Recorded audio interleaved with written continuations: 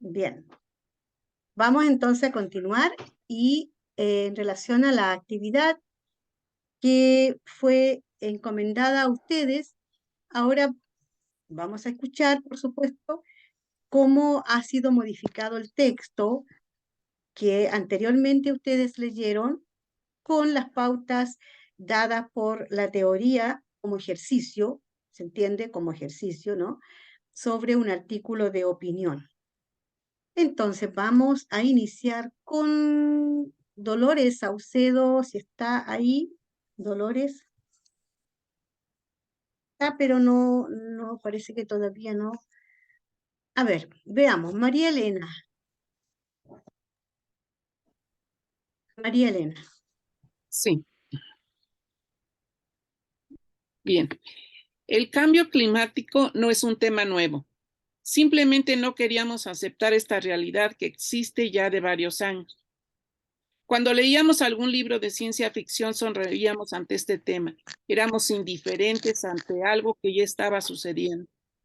Hoy nos enfrentamos al calor excesivo, tormentas, granizadas, sequías, migración de animales y desaparición de especies. Si no detenemos esto, terminaremos con nuestro planeta y a la vez con nosotros mismos. Entendamos el cambio climático y no ignoremos las señales que la naturaleza nos da. Salvemos nuestra casa, la tierra. Gracias. Gracias, María Elena. Vamos entonces a continuar con María Elena. María Elena está aquí. Ya. Sigue entonces acá Jorge Cepeda.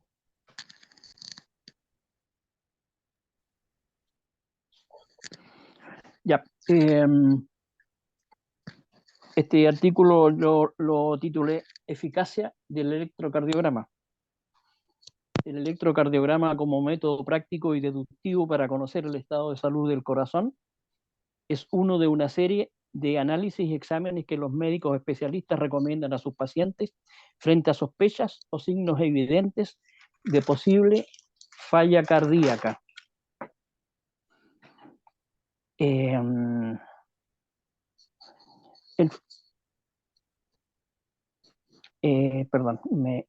El examen en sí es una gráfica del ritmo cardíaco generado por impulsos eléctricos que muestra el funcionamiento muscular en un tiempo determinado conforme a patrones científicos preestablecidos y no el real estado del órgano. En tal sentido, el electrocardiograma puede indicar al médico tratante la necesidad de realizar otros exámenes y análisis que le permitan emitir un diagnóstico más ajustado y proponer un tratamiento apropiado. Ese es el tema. Muchas gracias, Jorge. A ver. María Elena, antes de continuar, quiero ver esta siguiente pregunta. Dentro del texto que tú acabas de leer, por favor, que menciones el tema general de que El cambio climático. ya, de eso El quieres cambio opinar. Ya, climático es el tema. ahí nomás, el cambio climático, es lo que Sí. quieres. ¿De qué quieres opinar sobre ese tema? Bueno, lo que quiero opinar sobre eso es precisamente lo que ya nos afecta personalmente. Ya ni siquiera ante esta indiferencia que hay, pensemos en los demás. Ya siquiera hay que tener conciencia en lo que estamos viviendo ya personalmente, si nuestro egoísmo no nos hace querer pensar en todos los demás seres humanos, los animales, Ya, la naturaleza. perfecto. Entonces, ahí, para, digamos, sintetizar, ¿cuál es algo específico que quieres ahí enfocar de ese tema, lo Bueno, específico? es algo, por ejemplo, que puede parecer que no tiene importancia. Cuando uno abre la llave del agua, ¿qué pasa? Sale a veces hasta vapor de lo caliente que ya uno tiene los calentadores, sobre todo estos automáticos. Uno pone hasta el final lo mínimo y aún así el agua sale muy caliente. ¿Por qué? Porque el agua que llega al tanque ya viene caliente y nosotros le estamos prendiendo y ya es imposible. Lo mismo, algunas veces yo he abierto la llave del agua, olvido y me quemo las manos. Perfecto. Entonces, a la pregunta de este segundo paso, ¿en qué te quieres focalizar de este tema tan general? Focalízate en algo específico, por favor, y de ahí lo escribes tú, ¿ya? Junto con eso, tienes que ver el tema, cierto, afín, que lo problematice. La problemática que tú estás planteando, ¿cierto? El punto 2 y 3 van juntos, ¿ya? Un tema afín que lo problematice. ¿Cuál es el problema frente a lo que al tema específico que tú estás opinando? ¿Ya? ¿Te fijas? Primero sería enfocarme en el tema específico. En el tema específico primero. Y enseguida ya la problemática. Y la problemática, exactamente. Para finalizar, entonces ahí uniendo, cierto modo de síntesis, tu opinión. Ahí redactas tu opinión, ¿ya? Ahí vas a redactar tu opinión y cuál es tu postura frente a eso. Bueno, recalco eso por el hecho de que vamos a trabajar este mismo texto como artículo de opinión, ¿ya? Que ustedes me tienen que enviar. ¿Fija? Entonces, Sí. eso. Ya, María Elena, gracias. Y en el caso de Jorge, Gracias. el texto tuyo sigue siendo, o sea, interesante, pero informativo, ¿ya? El tema, ¿cuál es la opinión que tienes tú frente a digamos, el electrocardiograma? ¿Cuál es la opinión tuya? Eso, frente a ese tema, ¿de qué quieres opinar? Pregúntate, Jorge. Mi tema es el electrocardiograma, ¿cierto? ¿De qué quieres opinar ahí? ¿Ya? Frente a Ya, eso, te fijas, eliges también, porque es muy amplio, como tú bien lo has dado a conocer, no es muy amplio, o sea, presenta algo específico de ese tema general, algo específico de lo que tú quieres opinar, de todo lo que puede haber, elige uno, ¿ya? Entonces, en el fondo es la pregunta, ¿en qué te quieres focalizar? ¿En qué te quieres focalizar de este tema en general? Y lo mismo la número 3, la pregunta, ¿cierto? En el fondo es, ¿qué tema tiene que ver con esto? O sea, hay otro tema relacionado dentro de lo mismo que de hecho lo mencionaste también, pero ¿qué tema tiene que ver con esto? Que va a plantear tu opinión personal sobre este tema, que va a ser el planteamiento, que va en cierta forma a apoyar tu opinión personal frente al tema. Luego, sí, pregunte nomás. una consulta. Yo lo titulé justamente La eficacia el título. De alguna manera nos da una indicación de o sea, cuál es la intención del narrador, en este caso, del que está escribiendo el artículo de opinión, porque es lo que yo estoy haciendo, o sea, la eficacia de un examen tan específico para determinar el estado de salud de un órgano tan importante en los entornos del ser humano. Y ahí hago entonces la división yo de que, además del electro, que es un análisis práctico, digamos, técnico, hay otros análisis que vienen a complementar la eficacia de esto y le permiten entonces al facultativo tener una visión mucho más amplia del estado de salud. Perfecto. A lo mejor falta mejorar un poco. No, es que eso no, es que está bien, está excelente, pero eso es usted está informando. Ahí nos está informando, ¿te fijas? O sea, es un texto más bien informativo, excelente, no tengo nada que decir en eso. O sea, es un artículo de opinión, no es un artículo de opinión propiamente tal, es un artículo, ¿cierto?, de un texto informativo. El tema es que cuando hablamos de opinión, no se olviden, es mi planteamiento personal, mi punto de vista que tengo frente a ese tema. Eso es lo que hay que buscar, eso. Porque algo a usted lo motivó, algo cierto lo motivó a escribir eso, es que seguramente hay personas que no saben que hay otras alternativas médicas para evaluar el corazón, ¿se fija? En fin, puede haber un desconocido, o sea, usted quiere dar a conocer algo porque alguien más desconoce que sí existen otros exámenes médicos también para evaluar el corazón, por ejemplo. Su opinión, sin duda. De la información usted rescata su opinión, claro. ¿Por qué? Porque con esa opinión, ¿qué es lo que está haciendo usted? ¿Cierto? Que quiere persuadir, persuadir a sus lectores que sí se preocupen, se fija, de realizar los exámenes médicos correspondientes para el corazón, para evaluar el corazón. ¿Se fija? No olvide de que la información va, o sea, es persuadir, en la opinión, persuadir al otro, o sea, a su receptor, lector u oyente, etc. ¿Ya? Eso es lo que ahí nomás tiene usted que focalizar un poquito más la atención, pero está interesante, sin duda. Ok, gracias. Ya. Entonces, a ver, ya vamos en la lectura. Vamos, Isabel. Ya, yo le hice pocas modificaciones, pero dice así, bueno, referente a pensar en el tema general, le puse un título ahora. El tema general para mí es el olfato y las feromonas. Quiero opinar sobre los sentidos, el aparato sensorial, olfato, y en cómo influye el olfato en nuestro modo de relacionarnos.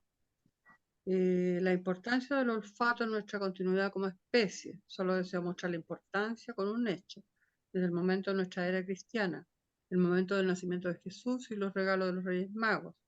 Gaspar, el rey de India, le regaló incienso, una de las sustancias aromáticas que más desprenden olor, un aroma muy agradable para Dios el niño. Melchor, el rey de Persia, le regaló mirra, resina en estado sólido destinada a la embalsamación. También es un poderoso analgésico mezclándola con vino, para un dios hecho hombre. Baltasar, rey de Etiopía, le regaló oro que simboliza la pureza. A pesar de ser el Salvador, nacido en la pobreza, es ser merecedor a este regalo magnífico. Y lo que agregué, ¿en qué momento la iglesia en general adoptó los óleos sagrados dentro de sus rituales?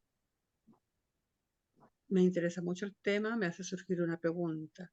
¿Cuánto depende nuestra continuidad como especie del olfato? Las feromonas como señales olfativas no tienen olor perceptible, enviadas por un emisor, y el receptor las procesa de forma inconsciente por el órgano de Gomer nasal o VN. Y mis preguntas serían, ¿cuáles fueron las motivaciones que tuvo las iglesias, los diferentes tipos de iglesias que han introducido los óleos sagrados en el bautizo, en el momento de la muerte y todo esto?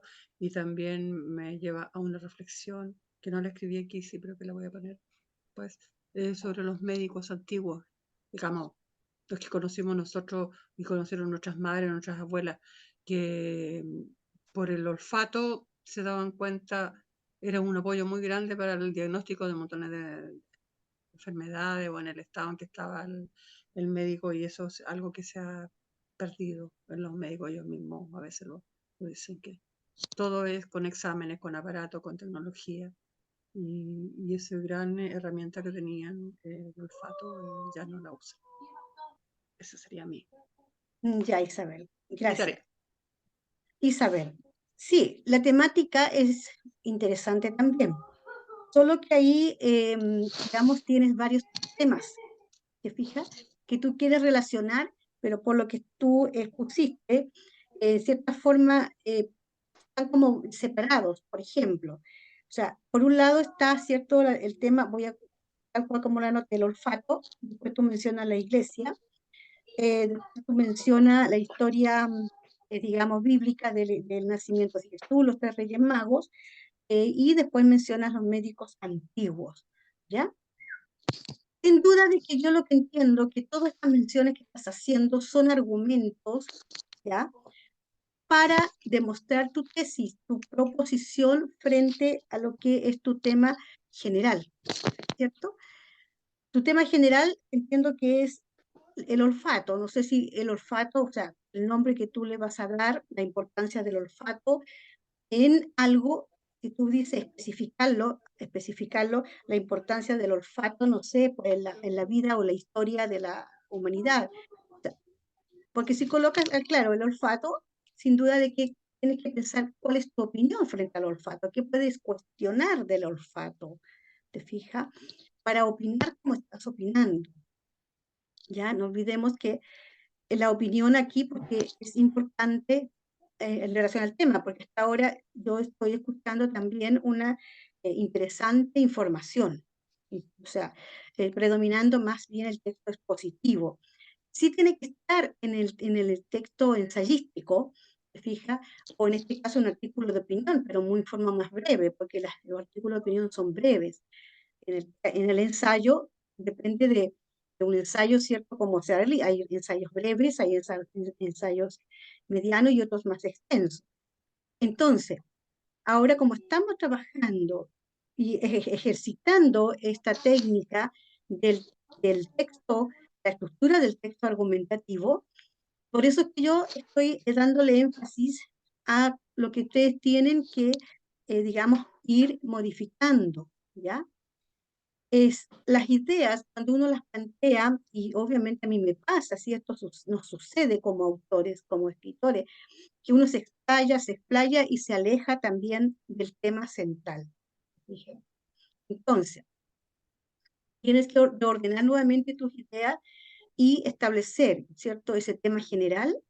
Ya, si vas a hablar del olfato y vas a considerar también las ideas, ¿cierto?, o el planteamiento de la Iglesia, de los médicos antiguos y la visión de la historia bíblica, ¿no? Entonces, todo eso lo puedes considerar sin duda, pero lo tienes que enlazar, te fijas, en algún argumento en que le esté dando fuerza a tu opinión al respecto, te fijas, a tu tema general. Eso es importante, ¿ya? Eso es lo que hay que hacer ahora. Ya mejor, no ahora, me refiero después, me lo envías ¿cómo se llama? Al correo de Mailén. Entonces, gracias Isabel, y voy ahora a ver, aquí tengo Jorge Dolores, Dolores ¿está? Dolores, Aquí estoy, Dolores, ahí está. Dolores, aquí estoy. tu trabajo, lo Sí, escuchamos, por favor. ok. Modificaciones. La importancia del ensayo como modo de comunicación. Considerando que el ensayo es un escrito en prosa de carácter didáctico e interpretativo, en el que el autor aborda de manera personal y subjetiva temas diversos, ¿qué podríamos hacer para innovar y adaptarlo ya como una manera de comunicación? Pues, en mi opinión, hoy en día se le da un valor escaso a la búsqueda de información. Hay otros géneros literarios que están abarcando un plano mayor, dejando a un lado el ensayo literario como género. La falta de espacios de difusión, motivación que permitan conocer, desarrollar este importante género es una de las causas por las que para muchos se nos hace difícil. En conclusión, opino que la creación de iniciativas en casas de cultura, bibliotecas públicas, talleres, difundir y acercarnos serían de gran ayuda para los nuevos talentos y de esta forma llegar a los lugares que quizás antes no era posible, tanto su difusión como una manera de comunicación. Ya, bien, sí. Dolores, bien, sí, digamos, está planteado el tema general, ¿ya?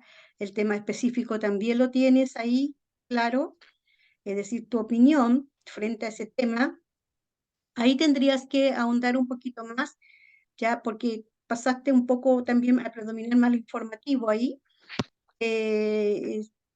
Está planteada la opinión en todo caso, pero la tienes que un poquito profundizar y, y la conclusión a la cual llegas que tiene relación con el cómo tú vas a, cierto, a argumentar más tu opinión. Pero está la secuencia, solamente que en el desarrollo tienes que establecer más, digamos, la opinión del por qué. Bueno, eso en el fondo la tarea era breve en este caso, pero para el caso de que después me lo envías al correo de Mailen. ¿Ya? Gracias. Gracias, Dolores. Bien, entonces vamos a continuar con Lucila Reyes. Lucila.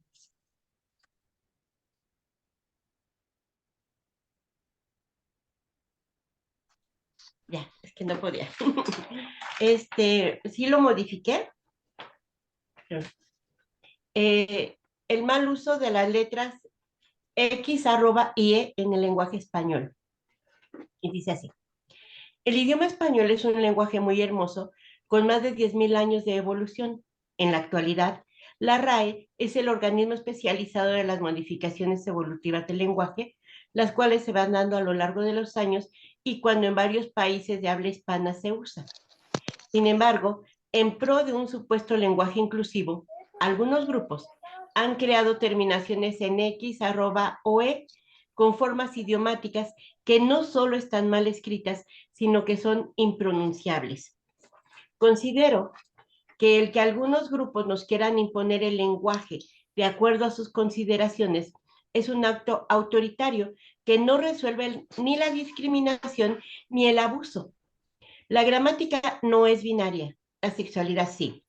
En el lenguaje hay muchas palabras para hombres y para mujeres indistintamente, con terminaciones en Z, E, S, A y O. Ejemplos, por ejemplo, gente, regente, ciclista, cineasta, artista plástico, terapeuta, presidente y representante. El lenguaje ya es inclusivo y específico, por lo tanto, puede modificarse, pero no impositivamente. El decir trabajador, trabajadora o trabajadore no iguala el salario. No se trata de igualdad, se trata de equidad, que estos cambios no lo dan.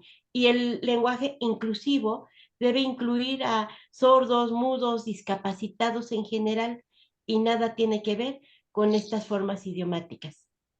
Muchas gracias. Muy bien. Y está mucho más estructurado el contenido de la opinión. Ya la felicito.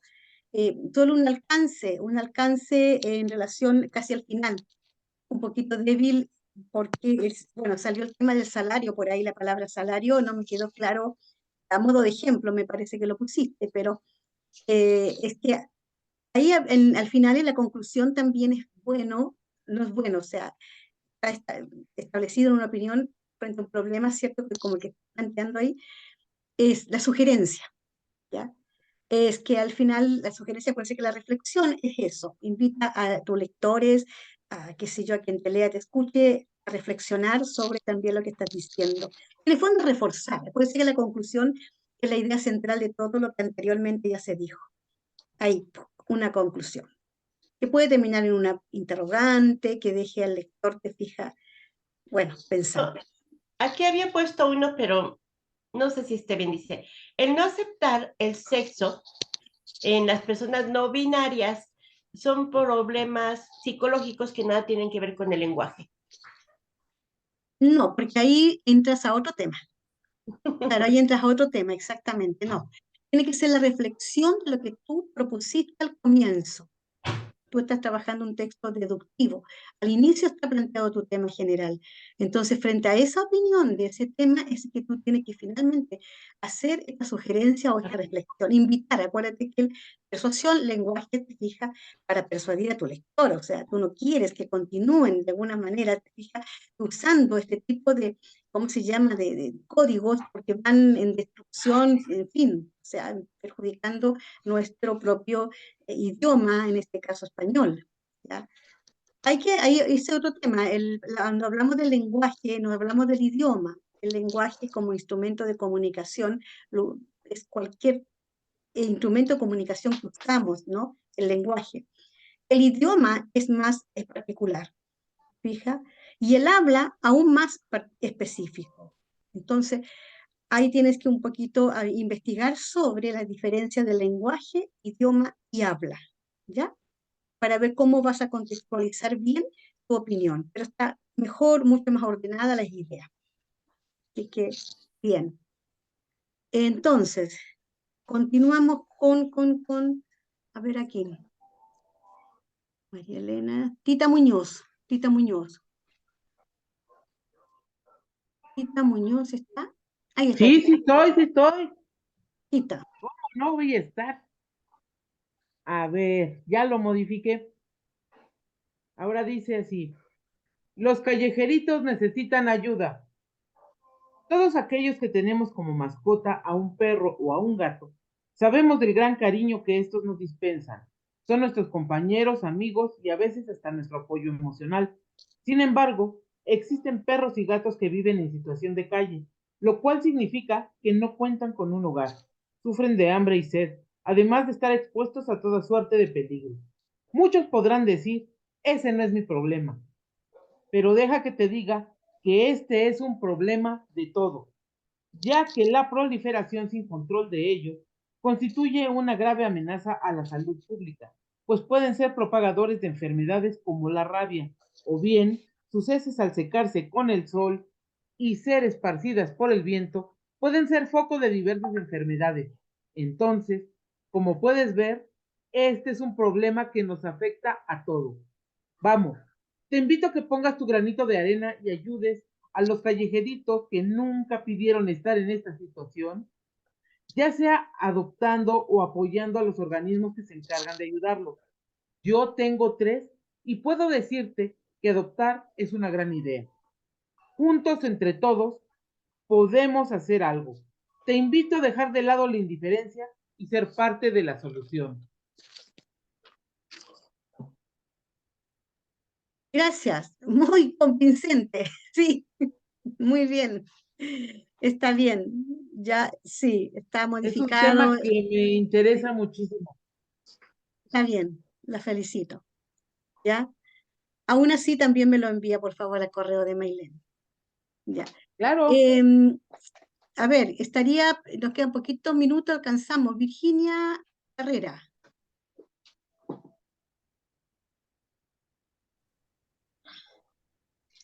Hola nuevamente.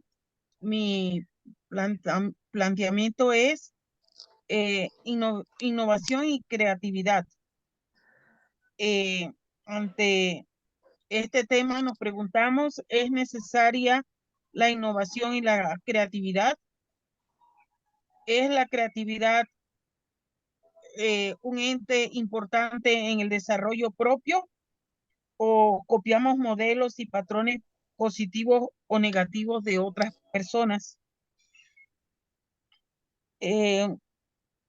Debemos plantearnos nuestra propia autoestima, autodeterminación y realización personal. Ernest Holmes dijo, los pensamientos son cosas. Cuando más seguros estamos de nuestras capacidades, podemos proyectarnos sin miedo y abrir puertas al éxito. Que nuestras ideas sean positivas es un reto y decisión personal. Debemos usar nuestros pensamientos para materializar un futuro exitoso. Somos entes únicos. Esa es mi aportación. Gracias, Virginia. Sí, están las ideas mucho más ordenadas también. Te fija más clara con respecto a la opinión que usted tiene sobre el tema. Sí, me pareció bastante, digamos, adecuado al contexto que estamos hablando. Así que vaya mis felicitaciones, igual me lo envía hacia el correo, por favor, para después yo analizarlo con más tiempo. Liz Coleman, nos Gracias. quedan nos quedan un minutito. Gracias. Liz Coleman. Sí, comparto algo bueno y se llama Repoblando de Verde. Actualmente en nuestro planeta vamos perdiendo año tras año grandes masas forestales como consecuencia de la deforestación o destrucción de población de árboles. Estos bosques cumplen importantes funciones en los ecosistemas, como servir de hábitat para diversas especies que contribuyen al equilibrio ecológico y, por ende, a nuestra vida. En este contexto surge la importante necesidad de reforestación de zonas cercanas para frenar esta pérdida de ecosistemas y detener el gran deterioro pulmonar que está teniendo el planeta, repoblando con árboles como frente a los principales problemas dados por la actividad humana, entre ellos tala de árboles indiscriminados para obtener materia prima, urbanización, espacios de ocio y otras actividades que todos son hechos sin considerar el daño a la naturaleza. Bueno,